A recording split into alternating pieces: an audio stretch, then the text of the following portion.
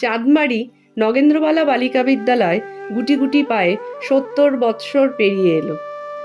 এই ৭০ বছরের মধ্যে শেষ ১৫ বছরের পথ চলার সাথে আমি যুক্ত, তাই প্রথম থেকে পথ পরিক্রমার বিশদ ইতিহাস আমার অজানা। পুরনো ইতিহাস চর্চা করে এবং প্রবীণ মানুষদের সাথে কথা বলে যেটুকু জানতে পেরেছি তার উপর ভিত্তি করেই আমার এই লেখার অবতারণা। বেদী ভবন কাটাগঞ্জ অঞ্চল ওপার বাংলা থেকে আগত শরণার্থী অধ্যুষিত। এই অঞ্চলে রিফিউজি রিহ্যাবিটেশন ডিপার্টমেন্টের তৈরি বেশ কিছু শিবির আছে, যেখানে বাড়িঘর সম্পত্তি ছেড়ে দিয়ে চলে আসা সহায় সম্বলহীন শরণার্থীদের আশ্রয় দেওয়া হয়েছিল।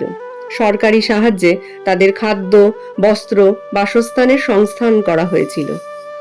এই 3টি প্রাথমিক উপকরণ মানুষের জৈবিক বা বাহ্যিক চাহিদা মেটায়, কিন্তু তারপরেই তৈরি হয় তার মানসিক চাহিদা, অর্থাৎ শিক্ষার চাহিদা।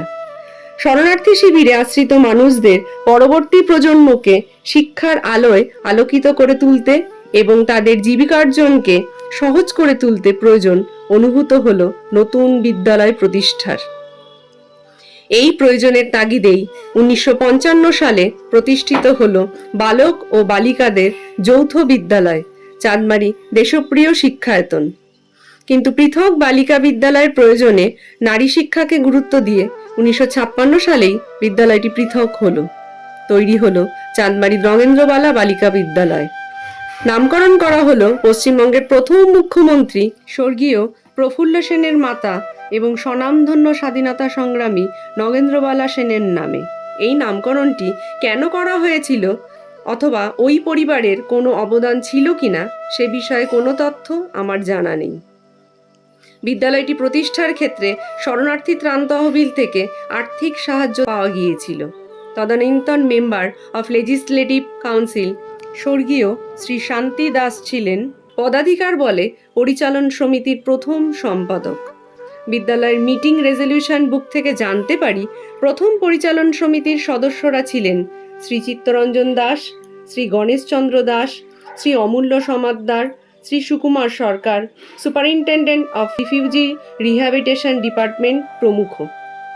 আমার ধারণা এদেরই ঐকান্তিক চেষ্টায় এই বালিকা বিদ্যালয়ের প্রতিষ্ঠা এবং এদের সাধুবাদ না দিয়ে পারা যায় না, কারণ আজ থেকে ৭০ বছর আগে তারা নারী শিক্ষার প্রয়োজনীয়তা অনুধাবন করেছিলেন।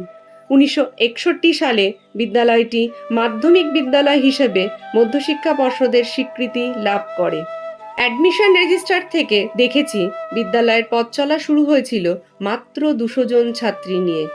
বর্তমানে সেই সংখ্যা প্রায় 800।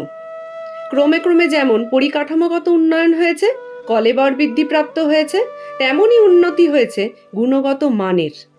2002 সালে বিদ্যালয় মাধ্যমিক থেকে উচ্চ মাধ্যমিক স্তরে উন্নীত হয়।